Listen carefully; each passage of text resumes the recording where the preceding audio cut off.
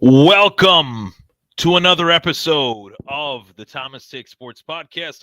I'm Ryan Thomas. Thank you so much for tuning in to this special, very special episode of the show. This is not just any other episode. This is the Mock Draft 1.0 episode 1, meaning that there will be more than one as I prepare you and help you get all prepared for your 2025 NFL draft. So, um, on these types of episodes here, you get a really good idea as far as what I want for the Buffalo Bills. Who do I want them to target? Why do I want them to target certain players at certain positions based upon the results that were last season? Very important to have an idea as to what direction the Bills can go in to put them from here to there. Super Bowl champions. That's what we're looking for. So, this 2025 NFL draft is a lot different, I think, than 2024. Is it better? Is it worse? That's for, guys like me to look at. But it's better in some areas and it's worse in other areas.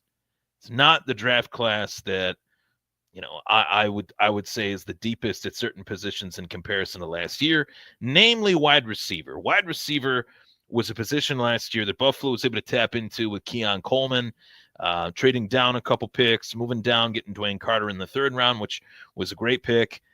Keon Coleman, though, I think he would be the first to say that there was a little bit left to be desired in his rookie year.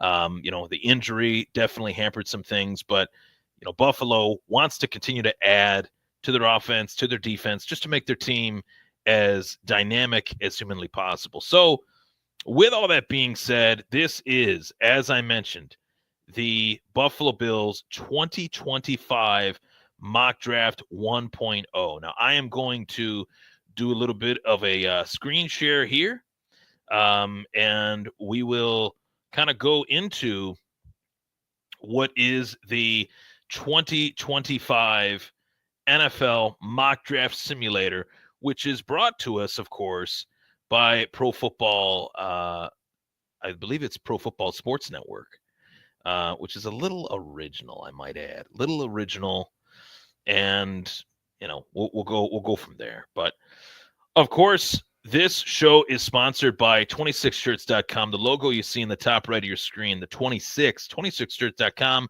If you are looking for, of course, all of your Buffalo Bills sports apparel needs, I think 26shirts.com would be a great place to go if you're looking for all things Buffalo Bills and more.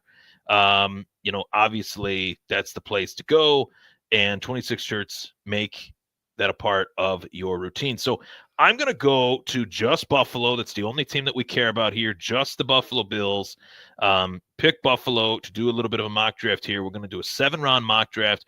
We're going to go normal speed, and we're going to, just see where the board falls. In this mock, I'll be able to propose trades.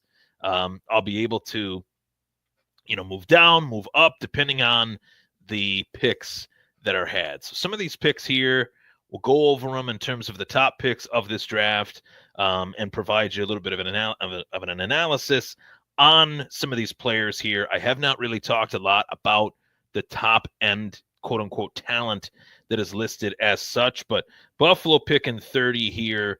What direction should I go in? Now, this allows Buffalo an opportunity here to trade down and get a key player. So the player that I want is a few players down here. The player that I want is a few players down, but could the New York Giants be trying to, in this scenario, move up to take the player that we want?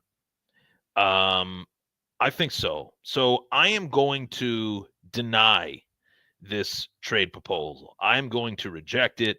Not only do the Giants want us to move up, move down rather, from 34 to 30, or 30 to 34 rather. The Miami Dolphins are calling. They got Brandon Beane on the phone. They're saying, hey, Brandon, we want to make a move. We want to, basically see what you got. See what you got here. And, here looking at it, 48th pick, 98th pick, as well as Miami's 2026 second round pick. So, obviously, as we look at this here, that is a haul. That is a lot. But we're moving down 18 picks. Do we want to do that? Ideally, just for the sake of this mock, I'm just going to reject them both. I am going to kind of look at this a little bit deeper. That's essentially like a fourth or fifth rounder to move down 4 spots in the first round. I'm going to reject that too. So on this board here, what we got is we got Josh Simmons, who is a great big-bodied tackle for the Ohio State, who had a season-ending injury last year. Had it not been for that, as the States, he'd be one of the top prospects in this draft, especially for an offensive lineman. Offensive line, I feel like that's Buffalo's strong suit. You look at the team needs here for Buffalo: corner, D tackle, linebacker, edge rusher, and wide receiver. You got 3 really good, really dynamic D tackles, all played at really good schools. Ohio State with Tyleik Williams here. You also have Walter Nolan with Ole Miss, 6'3", 296, athletic 3 technique guy, very valuable in today's NFL, very much diverse and versatile. And then you have Kenneth Grant, who is a rare human being on and off the field. I feel like he checks off a lot of boxes, especially in the run defense department, which is something that I think Buffalo has been lacking. So to me, nothing against Tyleik Williams or Walter Nolan, but I think Kenneth Grant is a great pick here. We could go down the list here of prospects and things like that. To do that, I kind of got to drag my screen here, but obviously Benjamin Morrison, a corner out of Notre Dame, is somebody that I really like, mostly because it's out of Notre Dame, I will admit. But we look at Mike Green, edge rusher, Xavier Watts, safety out of Notre Dame. Of course, Trey Harris, wide receiver out of Ole Miss, rather. Trayvon Henderson, 48 here as we move down the board. These would be definite reaches, right? We want to take somebody that is projected to be within that range. And I am going to go with Kenneth Grant out of the 3. I feel like that's a great choice. Now, we don't pick for a little bit here. 26 picks later, not too far of a wait. So we see Benjamin Morris come off the board here at 40. Isaiah Bond, a player linked to Buffalo, he comes off the board at 42 to the Jets. That would be a tough pill to swallow. But, we'll see what's available for us here in the second round. So looking at things here, we get 2 trade offers, one from the Cincinnati Bengals, 2 third-round picks, I believe, right here for the 56th pick, a second-round pick, and a late-round draft choice from the Detroit Lions. I'm going to just play this scenario as if there's no trades at all. I'm going to look at this from the standpoint of just picking at the Bills' picks and keeping things a little bit more just original in this regard, or I guess customary in this regard. So right now, top player on the board, Carson Schweisinger. And Carson Schweisinger, very much similar to a Matt Milano, Dorian Williams type guy, but he's a little bit thicker at 242, whereas Dorian Williams, Matt Milano, 235 in that range. As this states, Carson Schweisinger is a dynamic linebacker known for his high football IQ, playing style out of the UCLA, combines impressive lateral agility and a quick first step, enabling him to navigate through traffic and make plays sideline to sideline effectively. His instincts shine in both run defense and pass coverage as he excels at reading plays, maintaining proper positioning, and disrupting passing lanes.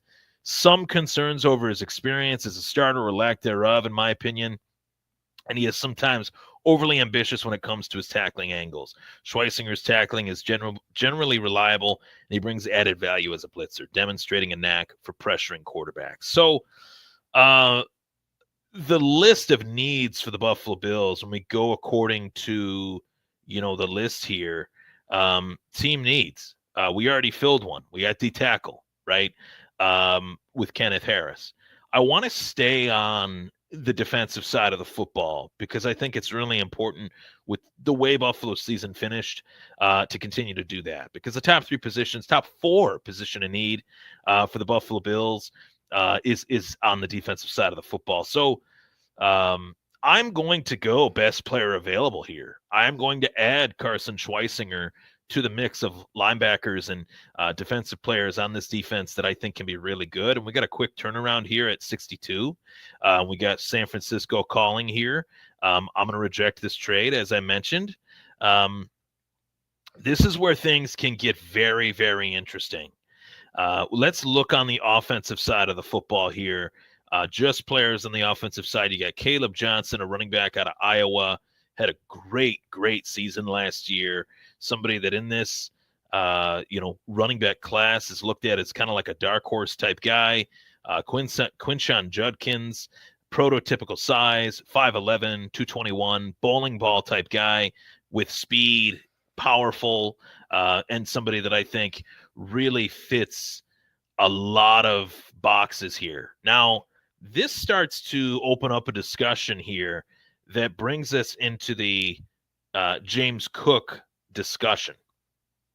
Because as I look at the situation with James Cook, I say to myself, okay, the running back position is what it is. It's a position that every 3 to 4 years, most teams like to alternate, like to, come up with a little bit of a strategy, if you will, to add at that position, whether it's drafting every 3-4 years, signing a mid-tier, running back free agent. Those are some strategies that some teams, conduct to just keep that position fresh.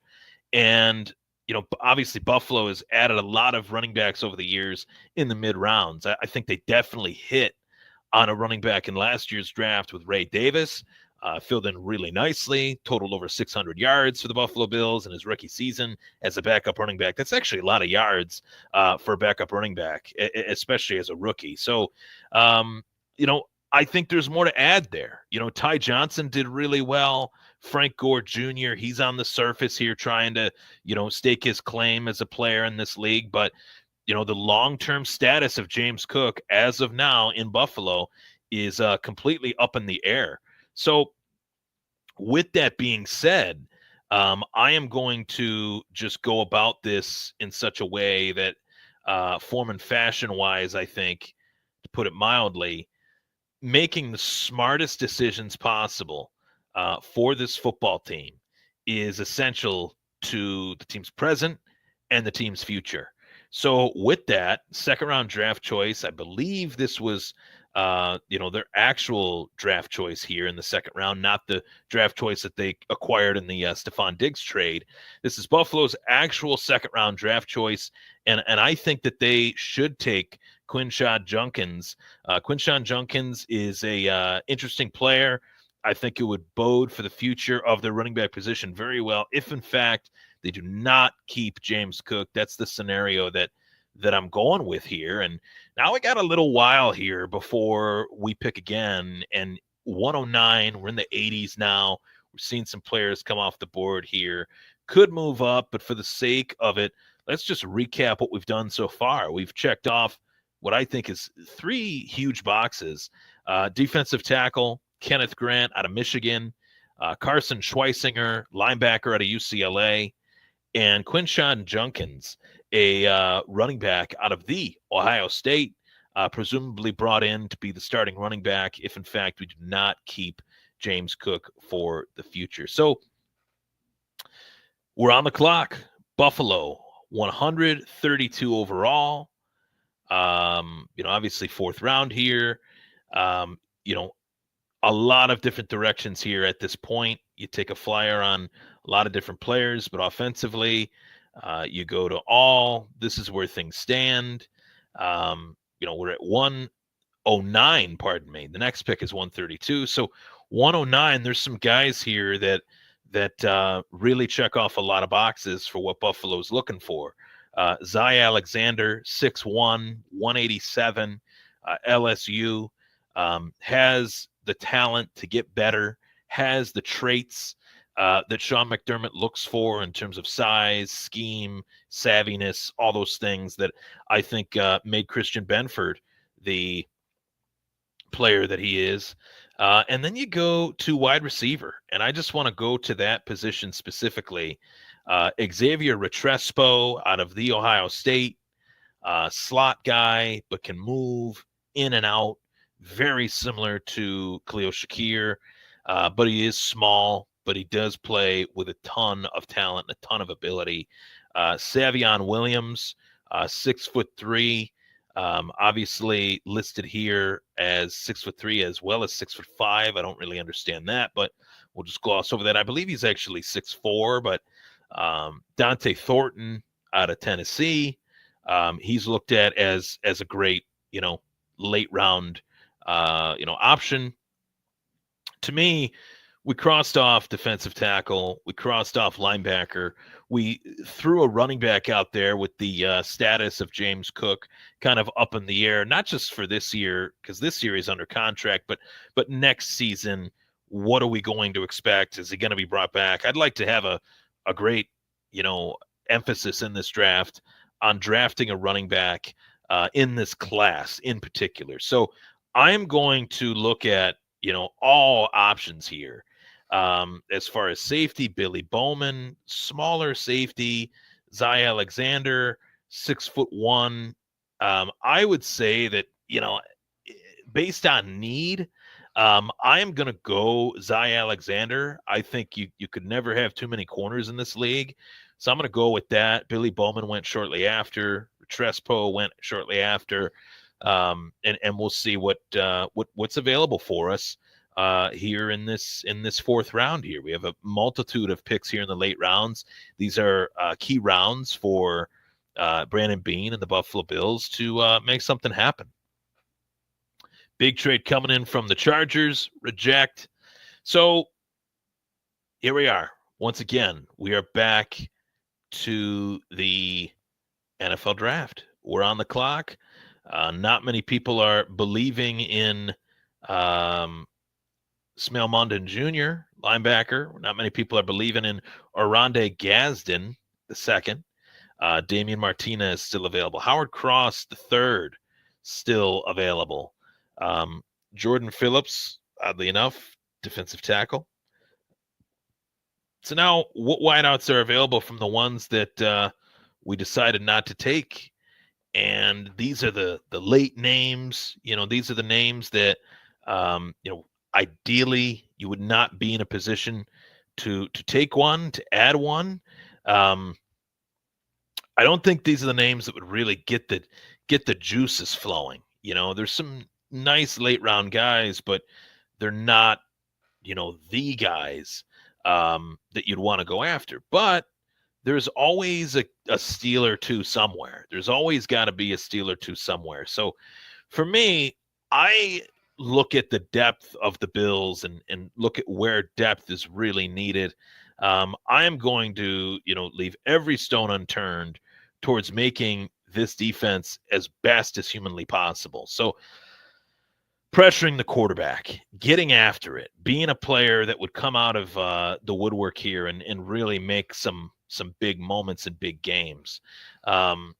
I think just total talent-wise, I feel like Smail Mondon Jr. fallen to us here at 132, listed here as the 113th player.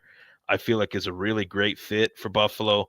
Howard Cross, the third, little light in the loafers as a D tackle, but somebody that definitely can plug a gap, especially collapsing the pocket, forcing the little things to happen in a pressure cooker type moment. Leverage, strength, disruption, and really good against the run. Buffalo really wants to have an emphasis on the D tackles. Maybe this is where I could propose a trade to end up with Smail Mondon as well as Howard Cross, and go from there. But I think I'm going to go with Smail Mondon Jr. I'm going to pause the draft here. I'm going to propose a trade. We're going to go to the Philadelphia Eagles and see what the Super Bowl champs would want for the 134th selection. Let's just go a 169 and a 7. That has been rejected.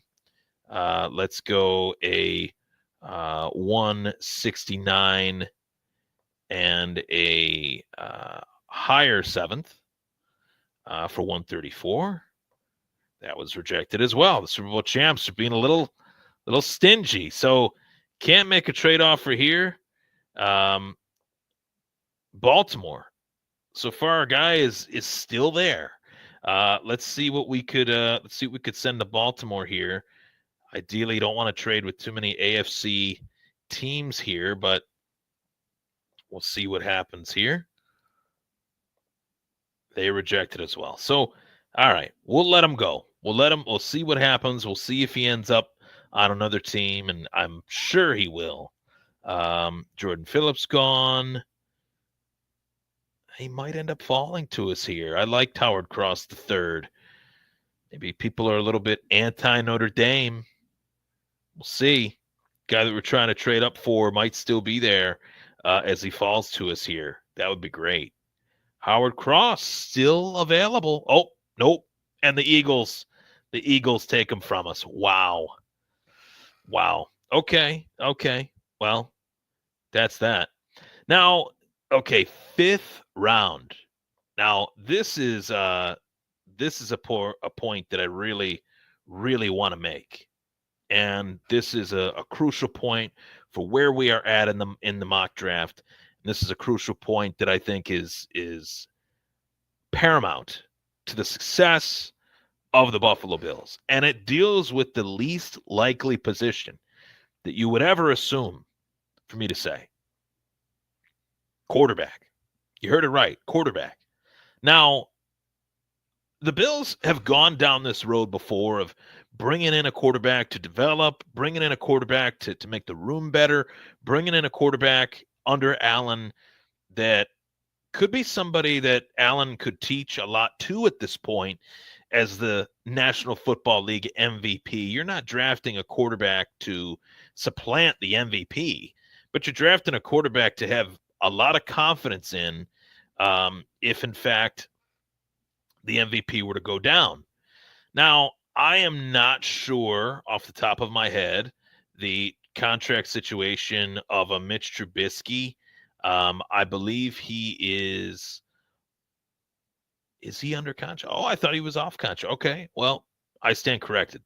My idea will not happen. So we'll just table what I said and just forget about it. I was thinking potentially if Mitch Trubisky wasn't under contract, that we would go in the direction of maybe taking a look here at taking a flyer on Kyle McCord out of Syracuse or Dylan Gabriel out of Oregon, because I'm not a big fan of Mitchell Trubisky. I've never really thought he was all that great. But, he's still a part of the roster. Mike White, I am a fan of. Mike White is somebody that I do really like. So we'll see here. Let's see what's out there offensively, defensively, special teams. We got a lot of different directions that we could go in as this draft site's getting a little wonky on me. Let me hit the refresh. If I hit the refresh, it'll go away. What is going on? Okay. Let me get this. Okay. So could we go in the direction of adding more depth to the offensive line? Could we go in the direction of taking a quarterback? Could we go in the direction? We could go in a lot of different directions, but I do want to throw this out there, and you know what? I might do it anyway. Kyle McCord is a guy that I really like. Poised, quick release, great accuracy, reads the defense really well.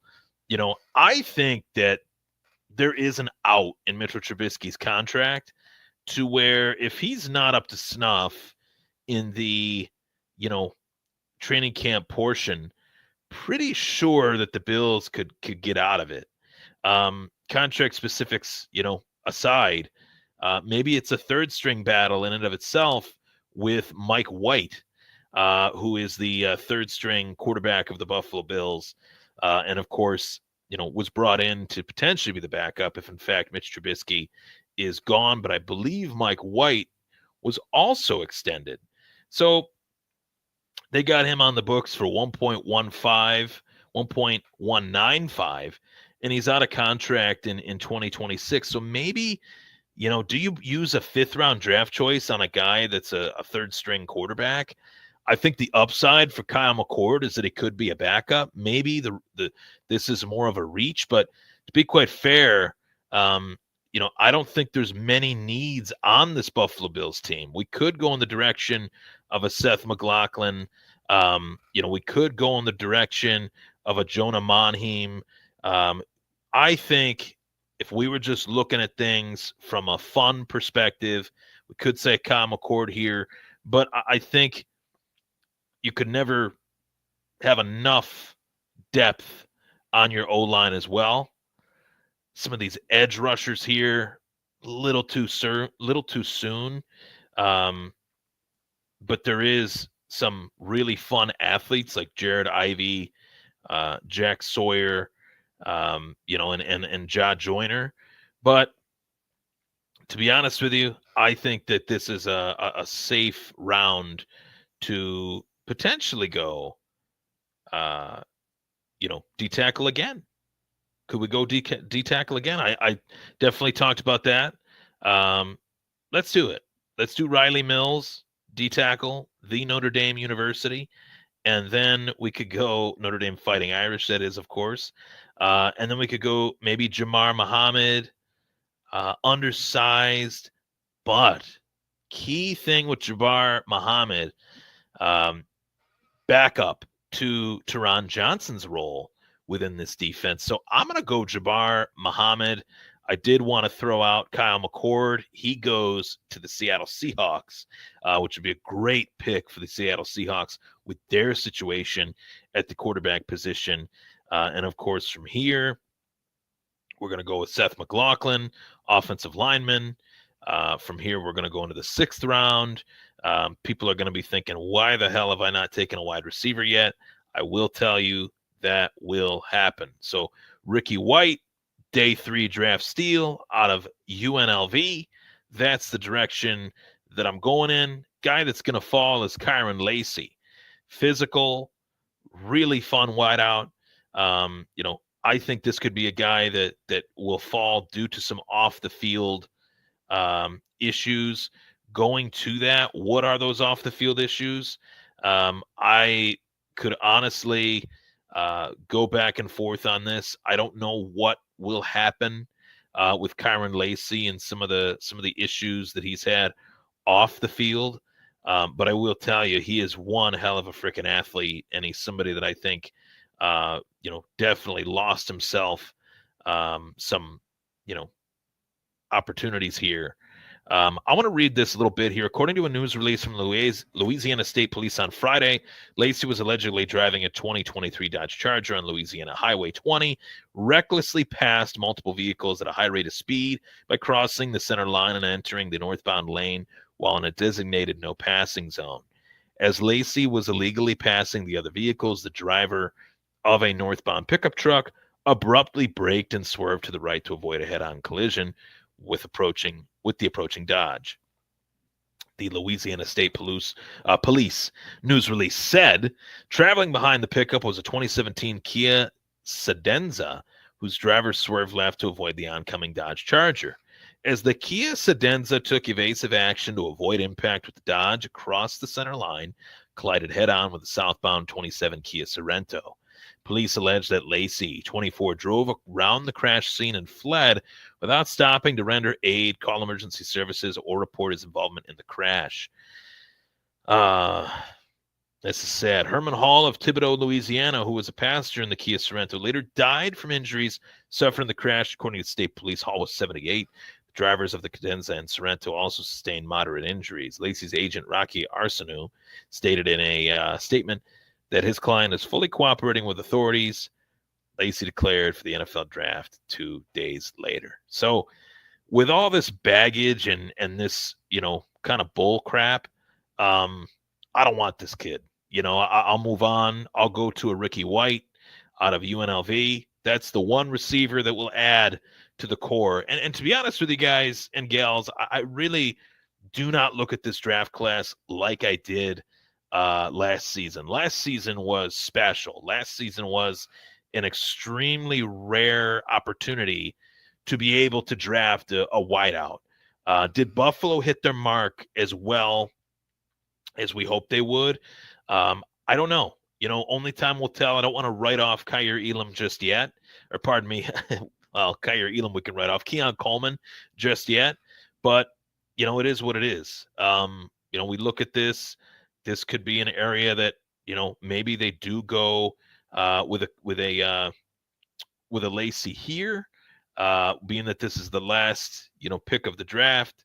But I don't know. I feel like there's a lot of other opportunities here to take some other guys. Could they go with another corner? Could they add another running back? Could they add another D tackle? For the sake of it, I'm just going to go with a corner, and I'm going to go with Za Frazier. Za. So I think, this draft turned out to be pretty well. A pretty well thought out draft. As you see it there, Kenneth Grant, first round draft choice, Carson Schweisinger, a linebacker out of UCLA, and then Quinshawn Judkins, running back out of the Ohio State, and then at 109, Zy Alexander, Smail Mondin Jr., two linebackers in the first 4 or 5 picks, building for that future, along with Terrell Bernard, Dorian Williams. I don't think Matt Milano will be on the Buffalo Bills next season, so that could be a reason why we go that route. And then, obviously, Riley Mills brought in here late, Jabbar Muhammad. I actually took 3 corners in this draft. Za Frazier, battling. He's got to battle. He's got to do what he can to make this team. And of course, as I look at things here, I realized my screen was a little bit above the names. So Ricky White, late wide receiver draft choice, day 3 steal. Could be a guy that Buffalo should look at and dive into. Jabbar Muhammad, great nickel guy, could fill in really nicely under Teron Johnson. I like this draft. I think I did a really good job. These are players that I feel pretty confident in no matter where they go, but I feel like they fit the Buffalo Bills really well based on what they need. And, of course, this is as if Buffalo were just, taking all the players at the regular picks. So I am going to definitely do my due diligence in posting more mock drafts for you, Bills Mafia. I'll post this mock draft in a actual Facebook post, and I really appreciate you guys tuning in to tonight's Buffalo Bills 2025 NFL Mock Draft 1.0. This is as if Buffalo and Brandon Beane stay at every pick. We know that probably won't happen. We know that there's trades every single season, sometimes earlier than we expect. Just like last season, we thought they'd have a first-round draft choice. They did. They traded out of it, and they got Keon Coleman. So it'll be very interesting to see what the Buffalo Bills do. Of course, with that, I'm Ryan Thomas. Thank you so much for tuning in to the Thomas Take Sports Podcast. I'll see you next Wednesday night. Go Bills.